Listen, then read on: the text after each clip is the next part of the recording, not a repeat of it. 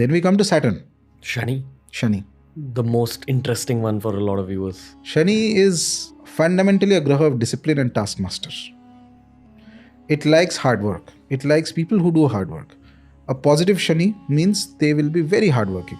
Negative Shani means they will be extremely lazy. Okay. Lazy, indolent, aaj karte hai, kal karte hai, parso karte hai, aise types.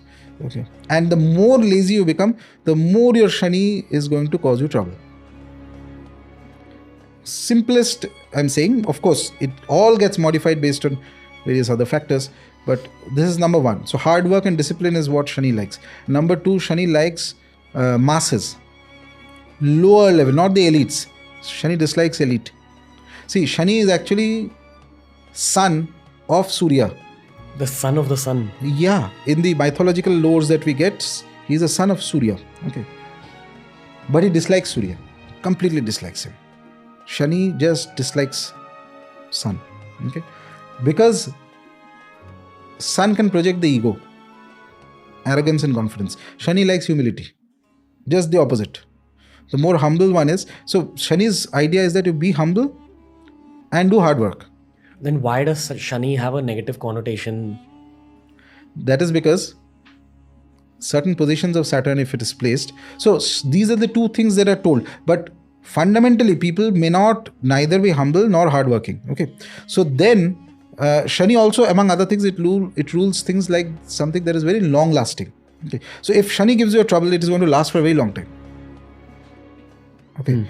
For example, what I said about discipline and all that, this is the fundamental nature of the graha. But if Shani is negative, okay, and is troublesome, then it can cause a lot of trouble because it is slow also. Okay. And also another thing with Shani is that it likes justice. Okay. If there is something wrong or some injustice that has happened or being done, something, it likes dishing out that justice to that individual during its period. That can be very painful. Okay. Shani worships Bhairava and Kali. These are the two go-to graha devatas who can control Shani to an extent. But also, here let me say that some of the most fixed karmas, we are speaking of Drija karmas, are also governed by certain positions of Saturn. Saturn in that sense is, many people will say that Saturn is a karmic graha. Basically, what it means is that Saturn likes giving this justice business. So you have taken shortcuts XYZ, somewhere, Saturn comes in and he gives you full hisab. So he's like that credit card bill that comes in. First you enjoy, then the bill will come. So that is what he is, and that is where people, that's why people get scared, because obviously somewhere or the other, if you have taken shortcuts or some things like that, when Saturn comes in, it's going to make you pay. And there's no escaping it. It's not that simple to escape Saturn so easily. It's very... It itself is humble. See, escaping means what? Suppose Sun or the other grahas are weak or something like that. You do some pujas or japas or something like that for the grahas. That's basically a way of placating the graha. To placate Shani is very difficult because it's very humble. It is not looking for your praises too much. That's why you say the Hanuman Chalisa. Hanuman Chalisa can help, but it has to be significant amount of Hanuman Chalisa. Okay. Hanumanji has the ability to control the 9 grahas, by the way. Other deities also have. Hanuman Chalisa is very popular, so that's why we use that. Achha, Saturn also controls various beings of the lower realms. So positions of Saturn can tell you whether XYZ individual will have contact with these kind of entities or not. Spirits also sometimes can be governed by Saturn. Saturn also indicates, so Saturn indicates generally the worker class. Okay. One of the very interesting remedies of Saturn, I know a friend who uses this to tell people. For example, Saturn is difficult in somebody's horoscope. So tell him that in your house, on a specific day, you yourself clean the toilets. That's something, a very menial kind of work. Precisely what Saturn likes. No, don't let the servant or somebody else do it. You do it. You don't like it, so what? That's the attitude that if you have, then Saturn is going to turn slightly favorable towards you.